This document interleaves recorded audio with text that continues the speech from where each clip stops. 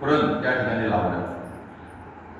उर्मिला मोठी झाली, सीता मोठी झाली, सीतेच्या स्वयंवराची घोषणा झाली. कालच्या इथं मी सांगितलं की जनकारी अयोध्येला का निमंत्रण दिलं नव्हतं, त्या सगळ्या गोष्टी आपल्या झाल्या. विश्वामित्र त्या ठिकाणी अयोध्येचा उद्धार झाल्यानंतर प्रभू रामचंद्रांना लक्ष्मणाला घेऊन विश्वामित्र ऋषी जे ते जनकाच्या मंदिरात पोहोचले. स्वयंवरासाठी जी व्यवस्था होती कशी होती की एका बाजूला जे राजे सरदार अशी जे क्षत्रिय लोक होते की ज्यांच्याकडून ते शिवधनुष्य उचलण्याचा प्रयत्न होईल त्यांच्या राहण्याची व्यवस्था एका ठिकाणी करण्यात आली, त्यांच्या स्वागताची व्यवस्था वेगळ्याच करण्यात आली.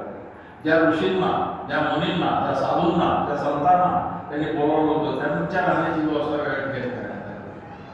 आणि त्याप्रमाणे विश्वामित्रांना सुद्धा त्यांच्या योग्यतेप्रमाणे एक त्यांना दालन त्यांना देण्यात आलं होतं. त्याच ठिकाणी प्रभू रामचंद्रांनी लक्ष्मण पण त्या ठिकाणी एक कथा येते की दुसऱ्या दिवशी जे स्वयंवर आहे त्या दिवशी सकाळी प्रभू रामचंद्र आणि लक्ष्मण शेजारी असलेल्या उपवनात जातात आणि त्या ठिकाणी या दोघी बहिणी पण आलेल्या, सीता आणि उर्मिला, त्या दोघी बहिणी पण तिथं आल्या. सीतेने प्रभू रामचंद्राला पहिल्यांदा तिथं पाहिलं, दोघांची दृष्टादृष्ट झालेली, बोलणं काही झालेलं, परंतु त्याच ठिकाणी असलेल्या छोट्याशा सरोवरामध्ये कमळ होतं. लक्ष्मणाला वाटलं की कमळ आपण त्या ठिकाणाहून घ्यावं आणि म्हणून तो तिथं गेला तर त्या ठिकाणी उर्मिला येऊन उभी राहिलेली होती. आता त्या ठिकाणी एक स्त्री उभी आहे, तिच्या जवळ जाऊन मी तिच्या जवळ जाऊन ते कमळ कसं तोडू म्हणून तिने उर्मिलाला विनंती केली, हे युवती तू तुझ्या कराने ते कमळ तोडून मला देशील? उर्मिलाचं उत्तर पाहत आहे. उर्मिला म्हणती, ते युवका कमळाच्या नादाने माझ्या कमळाला हातात धरण्याची तुझी इच्छा नाही. तिने तिची थोडीशी थट्टा केली, परंतु नंतर ते कमळ गेलं. त्या दोघांच्या मध्ये तू झालेलं संवाद आहे त्या ठिकाणी पहिल्यांदा ते प्रेमाचं बीज दोघांच्या मध्ये रोवलं गेलं. स्वयंवर झालं. प्रभू रामचंद्रांची सीतेने माळा घालायची.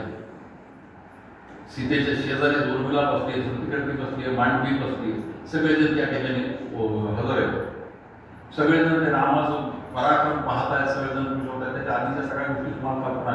अनेक राजांनी युद्ध धनुष्य उचलण्याचा प्रयत्न केला, परंतु रामचंद्राने उचललं, प्रत्येकाच्या लावायचा प्रयत्न केला आणि अचानक धनुष्य कडाड आवाज करून त्या ठिकाणी मोडून पडलं. ते धनुष्य ज्यांनी दिलं होतं ते परशुराम, ज्यांना तिन्ही त्रिकंडामध्ये मनाच्या वेगाने जाण्याची शक्ती यांच्यामध्ये होती, त्यांना जसा त्या धनुष्याच्या पुण्याचा आवाज आला तसे ते दरबारात दाखल झाले आणि प्रभू रामचंद्र हे धनुष्य पुरी तोडलं. याप्रमाणे त्या ठिकाणी त्यांनी खूप रागामध्ये विचारायला सुरुवात केली. प्रभू रामचंद्र गप्प आहे. त्या ठिकाणी पुढं होतो तो लक्ष्मण पुढं होऊन सांगतो, एक साधं धनुष्य तुटलं तर तुम्ही एवढा खाण तांडव करताय. आम्ही लहानपणी असे कित्येक धनुष्य तोडून टाकले, आम्ही त्याचा कधी इशारा केला. परशुराम त्याच्यावर चिडतात, परंतु लक्ष्मण परशुरामाचा एक प्रकारे मनोभंग करतात. पुढं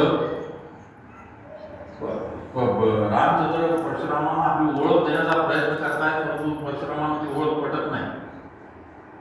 तू एवढासा नाजूक दिसणारा, सुकुमार दिसणारा राजकुमार, तू मुलगा, तुझ्या हातून हे धनुष्य तुटणारच कसं, तुटलंच कसं, तुटूच शकत नाही, तुझ्या देऊन ताकद आहे कसं सांगतो.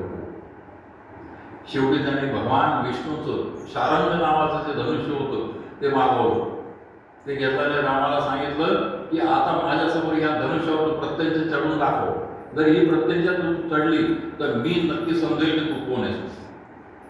आणि त्याप्रमाणे रामचंद्राने त्या शारंग धनुष्याला नमस्कार केला, त्या धनुष्याला प्रत्यंचा चढवली, त्याच्यावर बाण चढवला आणि त्यावर बाण चढवत असताना परशुरामांच्या समोर महाविष्णूंचा स्वरूप त्याच्या समोर आलं. त्यांना कळून चुकलं आणि त्यांनी सांगितलं की आता ती वेळ आलेली आहे की जगामध्ये केवळ एकच राम आहे. तेव्हा परशुरामाचा आता दिवस संपलेले, परशुरामाची जाण्याची वेळ आलेली आहे. रामा आता इथून पुढे तू सांग.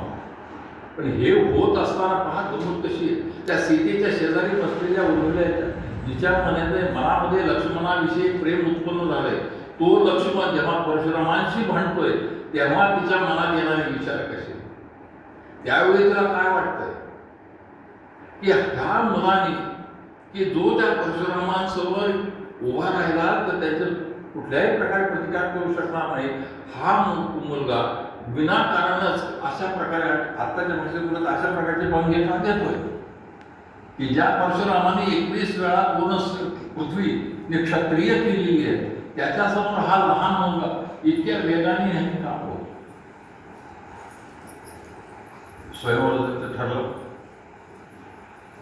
विश्वामित्रांनी आता सीतेची माळ घालायची, त्या राम आता विश्वामित्रांना सांगतात की मी प्रंत जिंकलाय पण मी विवाह करू शकत नाही.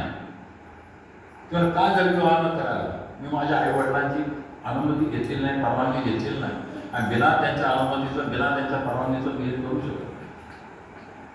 विश्वामित्र सांगतात आहे तुझ्या घरामध्ये एकापेक्षा अनेक स्त्रिया करण्याची पद्धत आहे, अशा प्रकारची पद्धत बाकी राजा